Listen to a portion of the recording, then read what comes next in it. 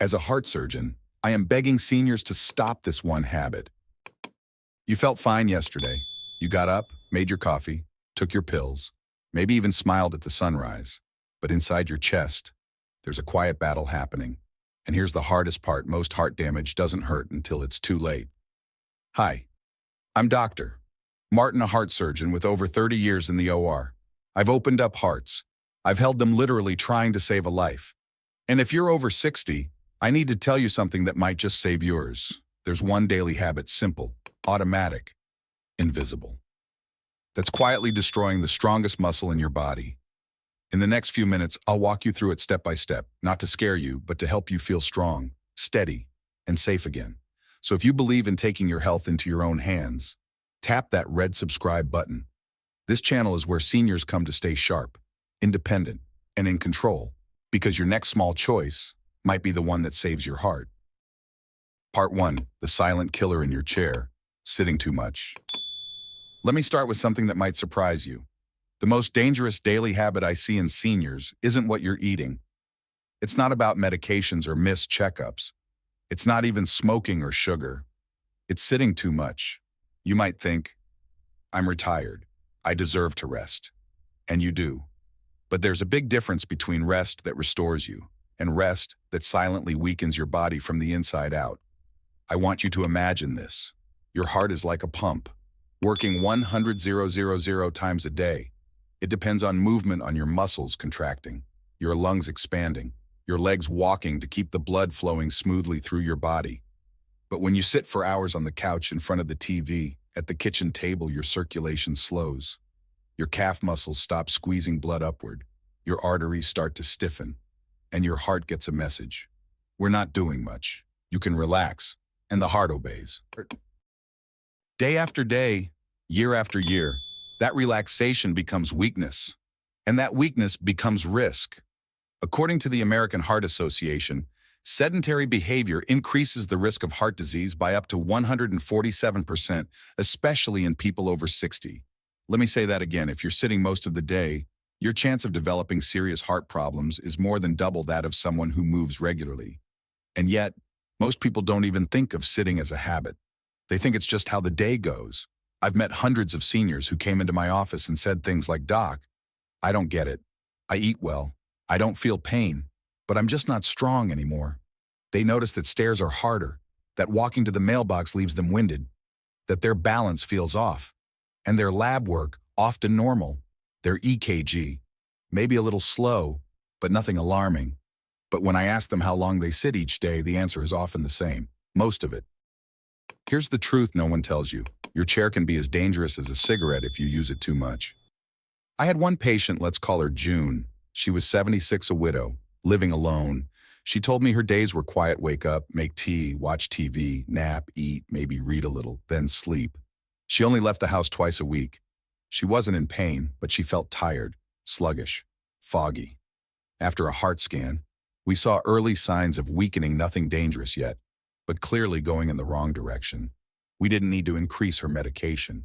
We needed to reawaken her body. So we gave her one simple task: walk for 10 minutes, 3 times a day. No gym, no treadmill, just around the house, or to the mailbox, or even pacing in her living room during commercials. 3 months later, June came back smiling. "I feel like I've turned a corner," she said. Her blood pressure was down, her oxygen was up, and most importantly, she had energy again. Here's why every step you take acts like a mini massage for your arteries. It tells your blood to move, your lungs to expand, your brain to wake up. It improves insulin use, lowers blood sugar, reduces cholesterol buildup, and decreases stress hormones.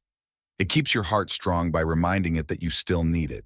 You don't have to do laps. You don't have to sweat. You just have to stand up and move a few times every day. Even 5 minutes per hour can dramatically reduce your heart risk. You can stretch, dance, stand during phone calls, or just walk to your window and back. Let me be clear, I'm not saying don't rest. I'm saying don't let resting become rusting, because too many seniors lose their independence not from a sudden heart attack, but from quiet deconditioning over time. They stop walking, their legs weaken, they fall, they break a hip, and the downward spiral begins not from illness, but from inactivity.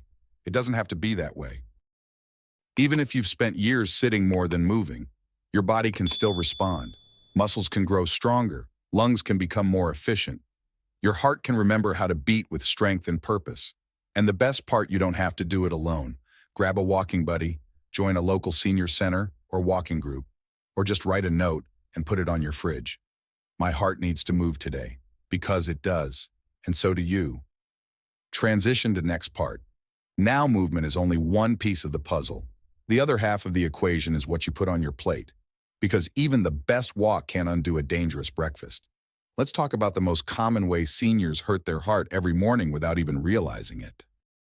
Part 2. The hidden enemy on your plate, salt and breakfast fat. You've started moving more. You've begun giving your heart what it needs: oxygen, circulation, rhythm. But there's one more critical piece. What you put on your plate can either undo or amplify all that effort. Let's talk about breakfast. Not because it's the most important meal of the day, but because it's often when your heart takes the first hit without you even realizing it. 1. The classic American breakfast familiar, but fatally flawed.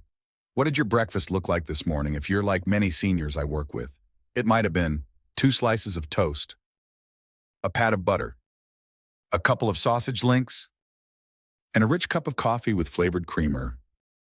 It feels comforting. It feels normal. And that's the problem. Because after 60, what your heart needs isn't routine, it's relief. Relief from sodium, saturated fat, and sugar, all of which are quietly baked into the most common morning meals. 2. The salt you don't see and can't taste. Most people think salt is what they shake on their eggs, but that's just the tip of the iceberg. According to the CDC, over 70% of the sodium Americans consume comes from processed and packaged foods, not from the salt shaker. Breakfast is one of the biggest culprits. Let's break it down. 2 slices of packaged bread, 300-400 milligrams of sodium. 1 sausage link, up to 500 milligrams. A pat of butter or margarine, another 80-100 milligrams. 1 cup of instant oatmeal or boxed cereal, 200-350 milligrams. And that flavored creamer, it adds sugar, fat, and sodium. Put it all together, and you've got a morning plate that may contain 200 to 600 milligrams of sodium before lunch. That's almost your entire recommended daily limit if you're over 60. And most people eat this way every day. 3. The silent storm inside your arteries. So what's the damage? Here's what happens when you consume excess sodium and saturated fat consistently. Your body retains more water. Your blood volume increases.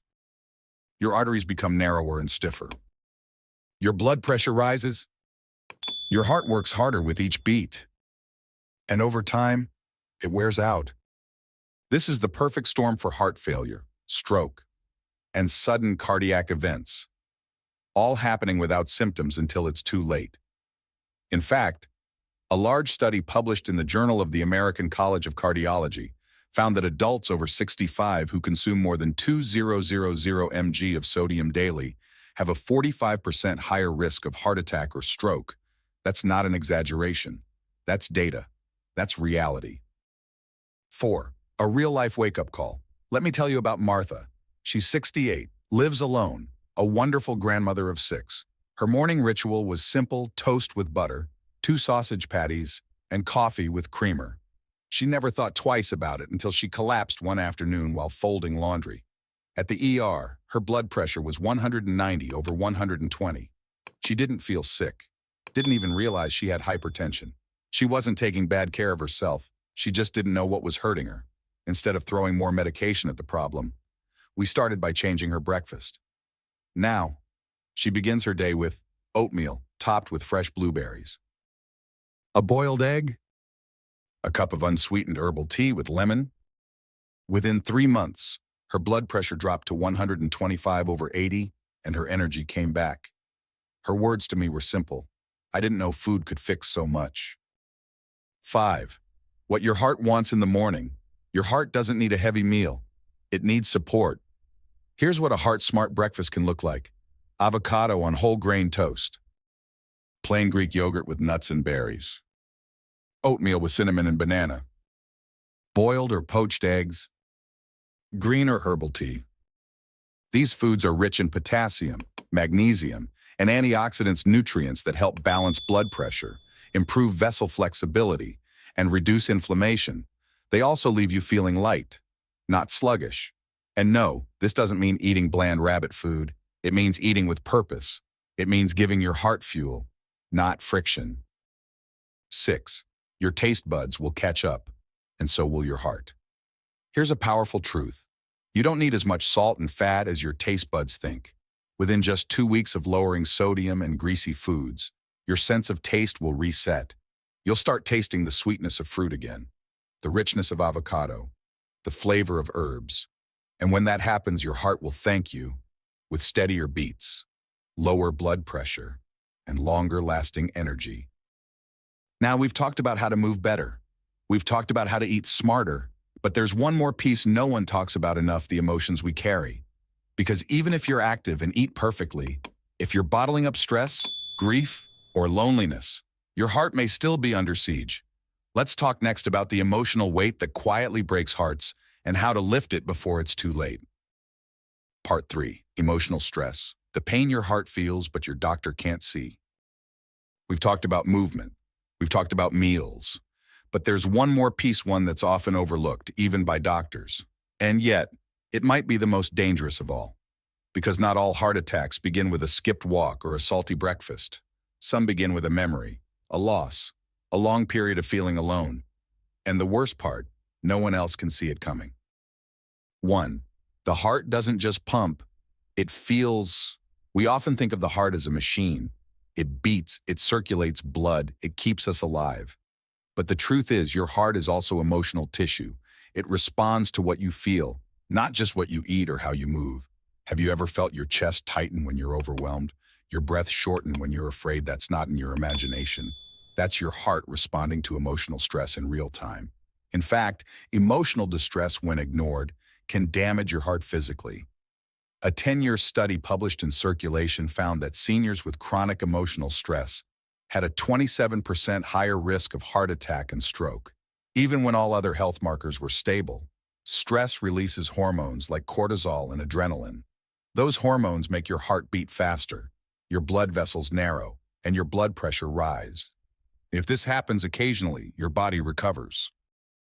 But if it happens daily or hourly, it starts to wear your heart down from the inside out. 2. The story of Joe, the heart that grieved in silence. I remember Joe clearly. He was 72, a quiet, kind man. 2 years prior, he had lost his wife of 50 years. He told me I didn't cry. I didn't talk to anyone. I just kept myself busy. But his heart was telling a different story. His EKG showed irregular rhythms. He had unexplained high blood pressure. He felt short of breath, especially at night. We ran every test. Nothing was wrong, except it was. His heart was grieving, even if his words weren't. So instead of new prescriptions, we gave him new practices. We asked him to start walking in a local senior group, to write a letter to his wife each week, to talk to his grandson about how he was really doing. 3 months later, he said, "I still miss her, but I don't feel heavy anymore." His blood pressure dropped, his heart rhythm stabilized, and for the first time in 2 years, he laughed. That is heart medicine, too.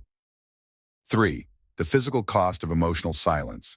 Many seniors are taught to be strong, to hold it in, to smile and say, "I'm fine," even when they're not. But here's what science tells us. Holding an emotion, grief, fear, anger, or sadness doesn't make it disappear. It just moves deeper into the body. The Cleveland Clinic reports that emotional suppression can increase the risk of high blood pressure, inflammation, and even plaque buildup in arteries. Harvard studies show that practicing mindfulness or journaling can lower heart disease risk by up to 30%, especially in older adults. This isn't about therapy or medication, though those help. It's about acknowledging what hurts. It's about giving your heart the space to release what it's been holding on to. 4. Loneliness, the unseen epidemic. One of the greatest threats to senior heart health isn't physical at all. It's loneliness. According to the CDC, social isolation increases the risk of heart disease in adults over 65 by 29% and the risk of stroke by 32%. That's higher than smoking in some populations. And loneliness doesn't always look like sadness. Sometimes it's just going days without a real conversation. It's eating alone in silence. It's feeling like you don't matter anymore. But you do matter. And connection, no matter how small, can save lives. Even calling an old friend, even joining a book club, even talking to someone at the grocery store. Every human connection is a heartbeat restored. 5. What you can do right now. If you're carrying stress, grief, or emotional weight, please know you are not alone. And it's not too late to feel better. Here are simple, heart-healing habits you can start today. Write down your thoughts each morning. Call one person a day, even for 5 minutes. Practice deep breathing. Inhale for 4 counts. Exhale for 6. Take a daily gratitude walk, thinking of 3 things you're thankful for. Join a senior group, even online. These small shifts aren't soft, they're strong. Because strength is choosing to feel, not pretending not to. So now we've seen it all. Movement fuels your heart. Meals protect it. And mindset gives it peace. But what's the one habit I've been asking you to let go of since the very beginning? Let's bring it all together, and I'll show you how to take back control of your heart, your health, and your future. Seniors, choose wisely the habit that destroys your heart and the one choice that can save it. So here we are, friend. We've walked through it all. How sitting quietly steals your strength. How breakfast can silently spike your blood pressure. How unspoken grief can leave deeper scars than any test can show. And now I want to ask you one last question. What is the one habit your heart is quietly begging you to stop? Maybe it's staying in the chair too long. Maybe it's adding just a little extra salt. Maybe it's holding back the tears because you think no one wants to hear them.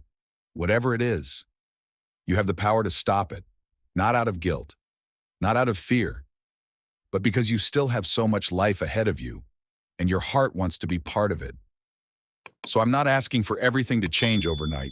I'm asking for one small choice today. Stand up during the next commercial break. Swap butter for avocado.